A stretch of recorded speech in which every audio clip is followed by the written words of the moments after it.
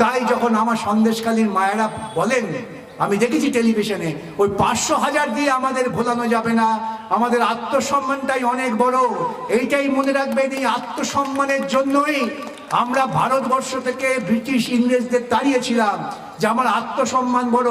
রাস্তাঘাট তৈরি হলো, বড় বড় বন্দর তৈরি হলো, তা দিয়ে আমাদের কিচ্ছু যায় আসে না। ইংরেজরা আমাদের দেশে অনেক বড় বড় ইমারত তৈরি করেছেন, অনেক বড় রাস্তা করেছেন, রেলগাড়ি স্থাপন করেছেন, তা বলে আমরা ইংরেজদের হাতে পায়ে ধরে বসিয়ে রাখিনি, তাদের আবার ঝাঁটা মেরে তাড়িয়ে দিয়েছি। আমাদেরও সেই দিকে যেতে হবে। 500,000 লক্ষ্মীশ্রী, রূপশ্রী, কন্যাশ্রী, এই সমস্ত হচ্ছে বিশ্রী। জবাব দিতে পারবে তৃণমূলীরা? কন্যাশ্রী বলছো, আর নাবালিকা বিয়ে বেড়ে গেছে।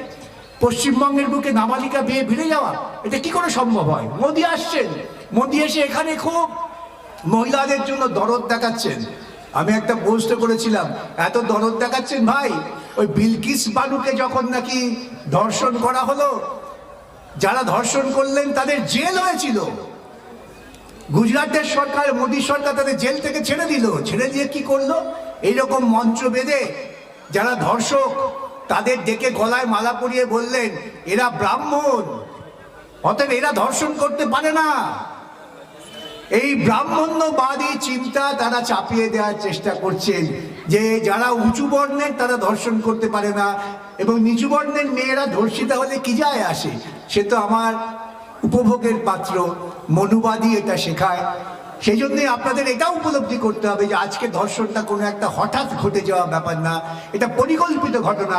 যে ঘটনা পরিকল্পনা করেছেন মমতা, মোদী একসঙ্গে বসে, তার কারণ তারা এক চিন্তা, এক ভাবনা প্রচার করছেন মানুষের মধ্যে, যে তুমি আর যাই করো না কেন, তুমি এসেছো পৃথিবীতে ভোগ্যপন্যা হয়ে।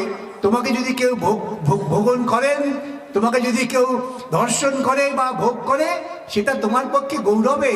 কেন, সর্দি কাশি যেমন হয় তেমন শরীরটাকে চাঙা রাখার জন্য একটু ধর্ষণ করবেই।